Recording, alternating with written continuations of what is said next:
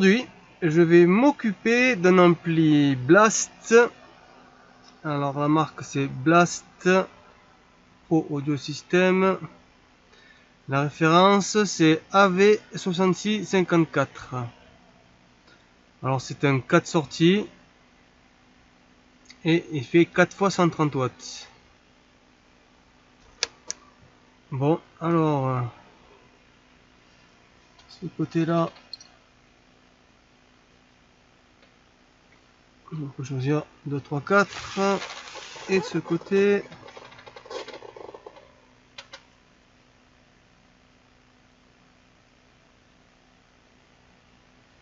bon, je sais pas encore ce qu'il a cet ampli. On va voir ça ensemble. On va le démonter, hein.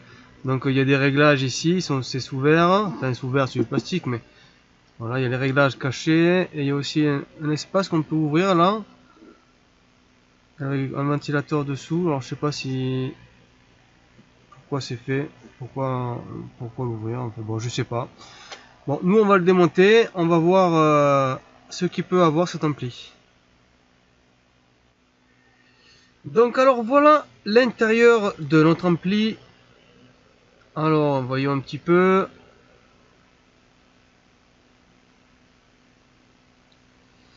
Voilà la partie alimentation avec son contrôleur, les deux petites bobines, l'autre côté de l'alimentation. Ici là je suppose qu'il y a les diodes pour redresser le courant. Il doit y en avoir aussi là de ce côté là. Et là nous sommes côté amplificateur. Et de ce côté là il y a le préampli. Alors là je vois que ça a été un petit peu fait à n'importe comment. Je sais pas ce qui s'est passé là, mais bon, c'est pas tellement terrible, hein. Bon, je referai ça évidemment. Alors cet ampli, sur la fiche il y a décrit que le plus a touché le châssis. Alors je sais pas si c'est le plus d'alimentation ou un plus de HP. Bon, je sais pas plus. Bon, il se met en sécurité l'ampli, donc du coup j'imagine que la panne doit venir du côté ampli. Bon, je vais démonter et on va regarder ce qu'il peut y avoir. Bon allez, on continue notre démontage. Donc bon, j'ai dû défaire tout ça pour pouvoir le défaire, hein. Et les vis dessous pour pouvoir enlever la plaque. Bon, qu'est-ce que je vois? Eh bien, on va prendre ça. On voit ici des transistors avec un boîtier plastique. Alors un boîtier plastique, c'est-à-dire que c'est pas comme un autre transistor, comme je vais en prendre un au hasard ici là, comme on voit là. Ici, vous voyez ici il y a une partie, bon il est marqué HS, mais il y a une partie, alors lui il est en métal et on voit bien que si on le plaque sur un châssis, si on met pas un isolant comme il y a ici là, comme on voit dessous, il va se mettre à la masse et le composant il va griller. Ces composants là, comme ceux-là par exemple, ils sont dans un boîtier plastique, c'est-à-dire que le boîtier n'est pas mis à la masse, donc il est absolument inutile de mettre l'isolant qu'il y a en dessous là. C'est absolument inutile. Et au contraire, étant donné que lui n'a pas de plastique, autant ne pas le mettre pour que la chaleur se dissipe encore mieux sur le châssis. Donc c'est sûr et certain, ça va virer ce truc là, cet isolant. Je vois pas pourquoi ils ont mis ça, c'est vraiment incompréhensible. Bon là vous voyez par exemple là oui, vous voyez là c'est un boîtier en métal, donc ça correspond à la patte du milieu ici là, en général à la patte du milieu, et si jamais on met pas d'isolant comme là, et bien le transistor va se mettre au châssis, à la masse au châssis.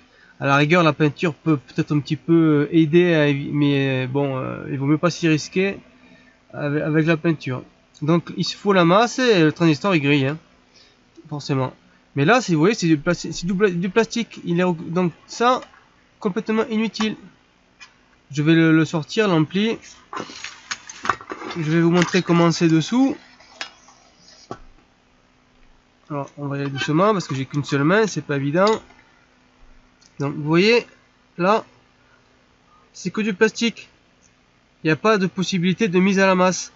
Donc cet isolant là, en plus c'est du papier cartonné. Bon, enfin cet isolant là, c'est sûr et certain, je vais pas le remettre. Ça améliorera le refroidissement de l'ampli, les transistors. Je sais pas pourquoi ils ont mis ça. Vous voyez, c'est que du plastique. Là par contre non. D'ailleurs, il est pas très bien coupé là, vous voyez. D'ailleurs, je crois que je vais les enlever et je vais mettre des vrais isolants. Parce que je me demande si ça n'a pas été fait à l'arrache ça. Là, je vais les virer. Je crois que ça a été fait par la personne qui a soudé les LED un petit peu n'importe comment. Vous voyez là, c'est pas nécessaire non plus. Bon, voilà. Allez, on va voir où c'est qu'il y a la panne. Et on va réparer tout ceci. Ouh là, vous voyez là, ici, là, déjà, le transistor. Alors je vais m'écarter un petit peu parce que avec une main c'est pas évident. Voilà. Alors on en était où? Ici le transistor. Vous voyez là, la patte ici, là, au bout de mon doigt. Elle est même pas soudée. Ben là, les deux pattes d'ailleurs là. Ça c'était fait n'importe comment. La personne qui a voulu faire cet ampli là a fait que des bêtises.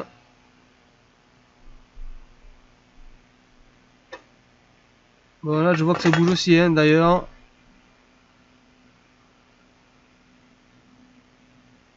C'est pas terrible tout ça. Ça bouge aussi là. C'est pas soudé les pattes là, elles sont pas soudées les transistors. Et ce côté-là, ça a l'air d'aller.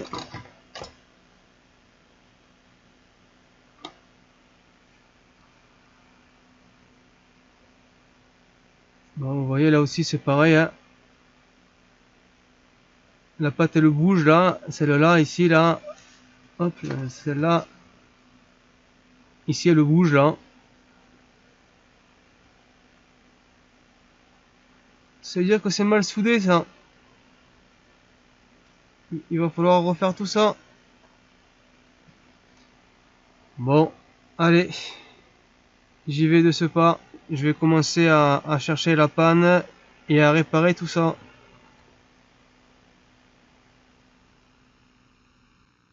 Bon, alors j'étais en train de regarder un petit peu ce qu'il pouvait y avoir. Et là je tombe sur ça. Alors je vais zoomer un maximum. Hop, voilà. Alors, donc ici, alors on voit ici là, hop, j'ai failli le toucher. À la pointe, il y a entre cette partie là et cette partie là, il y a ça. Alors j'ai contrôlé, il n'y avait pas de courju quand même, hein, mais ça restait collé, ça restait collé.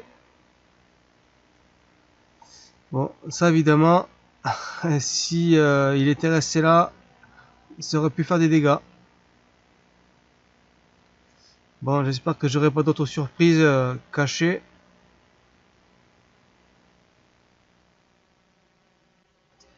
Bon, alors les pannes, bon alors je pense pas qu'il y ait grand chose.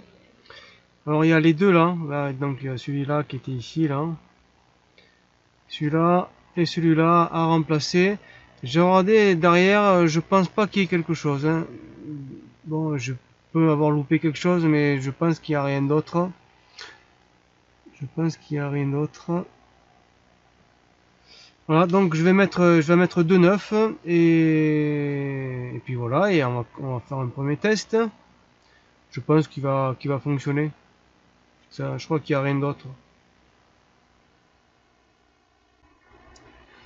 Bon, bien voilà, j'ai remonté notre ampli avec les transistors, tout ça. Bon, j'ai replacé la carte là, j'ai mis une vis pour qu'elle tienne. On va voir s'il démarre. Bon, j'ai limité énormément le courant pour être sûr qu'il n'y ait pas de problème. On va voir ça.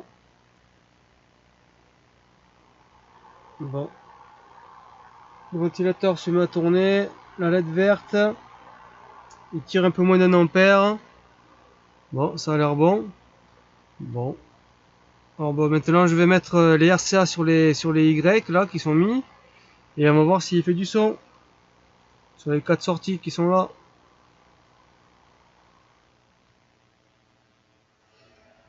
Bon, allez, les RCA sont branchés cette fois-ci. On va rallumer l'ampli. On va faire le test, voir s'il y a du son sur les 4 sorties. Alors je rallume l'ampli. Bon, là on voit la LED baisser parce que l'alimentation elle est très faible. C'est vraiment limite pour le faire fonctionner. Mais j'ai juste besoin de ça pour le faire fonctionner. Pour éviter les problèmes au cas où. Donc elle est allumée, il n'y a pas de chauffe. Tout va bien. Allez, c'est bon. Je vais prendre l'HP, il est ici. Alors voilà, bon le HP il est là. Hein. On va mettre la lumière. Voilà, l'HP est là. Alors, la première sortie, voyons voir.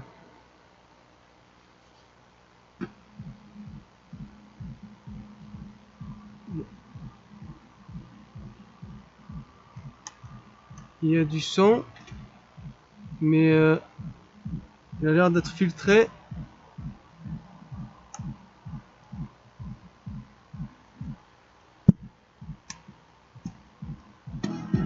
Voilà.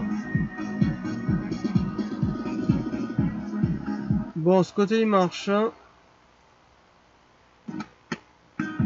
Ce côté aussi. Voyons voir. Ok.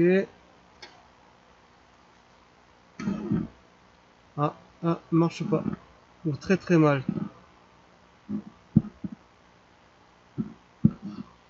Je pense.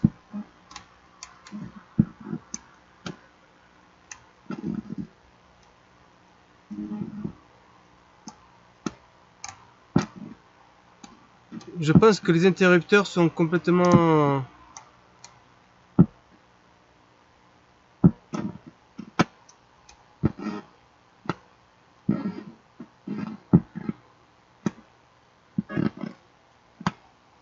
Ça veut pas. Bon, je vais l'éteindre.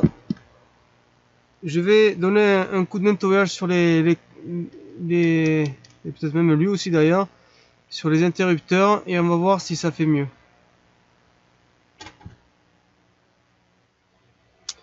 Bon, alors j'ai trouvé une panne. La panne, c'est lui. Bon, est-ce qu'il y en a d'autres après? Je ne sais pas. Alors, qu'est-ce que c'est ça? Alors ça, c'est une résistance. Alors en fait, il y a deux résistances. On voit ici. Alors, il y a une patte ici, une patte là et une patte là. Alors en fait, il y a une résistance ici et de 0,22 ohms et une autre résistance ici de 0,22 ohms. Donc bon, le problème c'est que je n'en ai pas sous la main de cela. Bon, en attendant que j'en ai, pour le faire fonctionner, je vais mettre, je vais mettre deux résistances comme ça. C'est la même chose, hein, 0,22 ohms. Hein. Donc je vais en mettre une ici et une autre ici. Et on va voir si ça fonctionne. Bon, alors voilà, donc ça représente bien cette résistance. Hein. on voit bien ici une première résistance qui revient ici et une seconde résistance qui fait ça et qui revient ici. Voilà. Bon, donc à l'occurrence, celle-ci, c'est ce côté-là qui a grillé. Ce côté-là, il est encore bon en fait. Mais il n'y a que celui-là qui est grillé. Bon, quoi qu'il en soit, on la remplace. Et donc là, on va voir si, et bien maintenant, s'il y a du son à notre sortie qui déconne ici, là. On va voir ça. Allez, on va rallumer et on va attendre. Tout ça, on va l'entendre de suite. Hein, s'il y a du son, comme il est branché, on saura tout de suite si ça va ou pas. Donc, je vais allumer. Et voilà.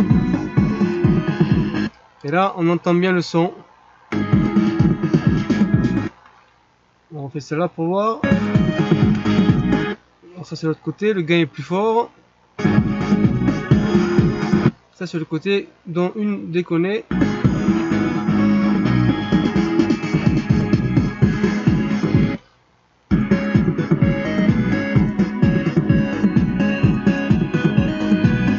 Bon, j'éteins.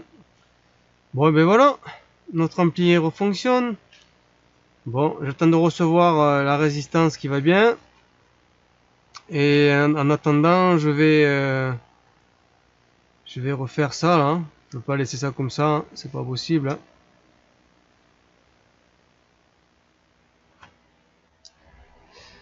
Bon, donc j'ai commencé à retirer la première LED. Et parce que ouais, c'est des petites tiges qui sont là et il y a la LED soudée par-dessus les petites tiges. Bon, ce que je vais faire, moi je vais carrément enlever tout ça.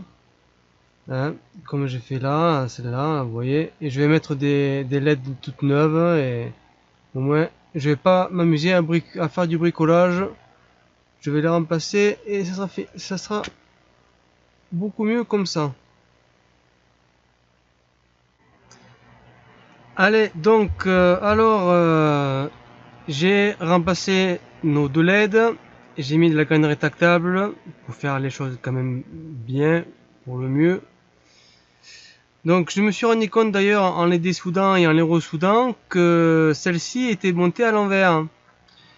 Lorsqu'on l'allumait, si vous regardez un petit peu en arrière sur les premières images, on voit la LED verte s'allumer, mais la LED rouge, on la voit à aucun moment s'allumer.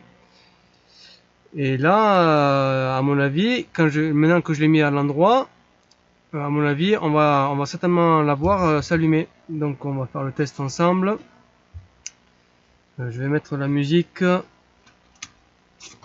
Déjà, comme ça, on saura s'il y a du son au passage. Voilà. Allez, j'allume. Ah, vous voyez, les deux s'allument là.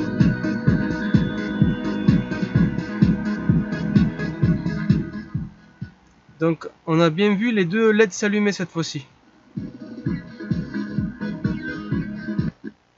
On va recommencer. Hop. Donc, on voit bien la LED s'allumer ici.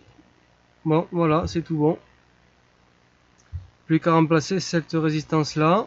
Et puis, à le remonter.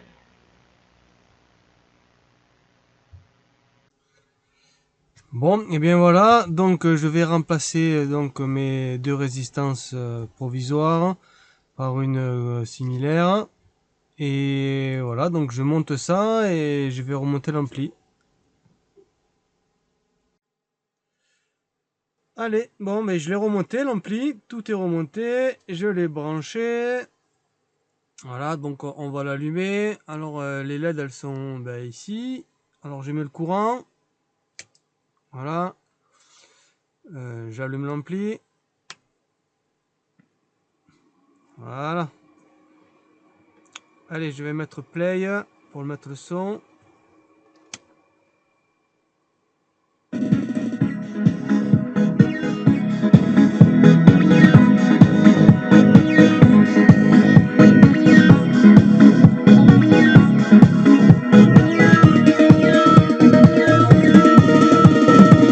Allez, alors première sortie. Seconde sortie.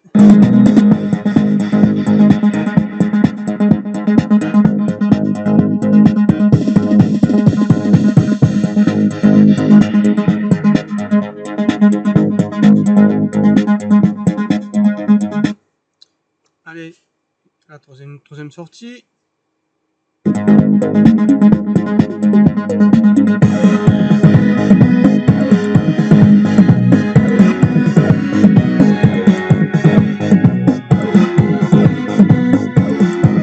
Et une quatrième sortie.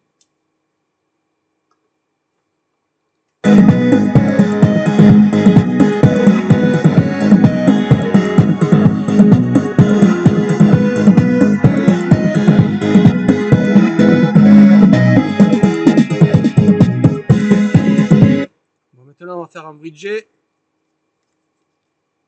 Alors, un bridgé, c'est comme ça. Je vois pas ce que je fais.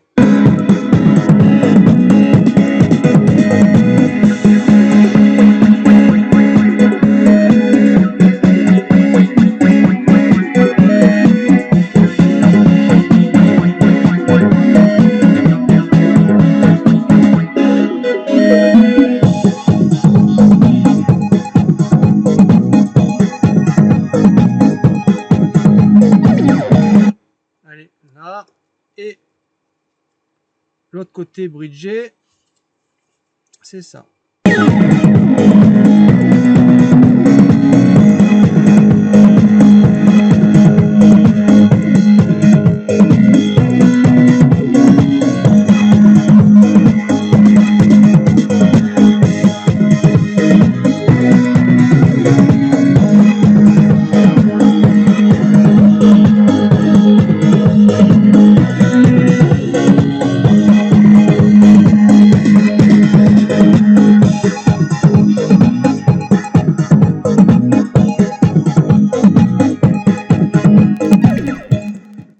Bon, et bien voilà, réparé par Hervé Électronique.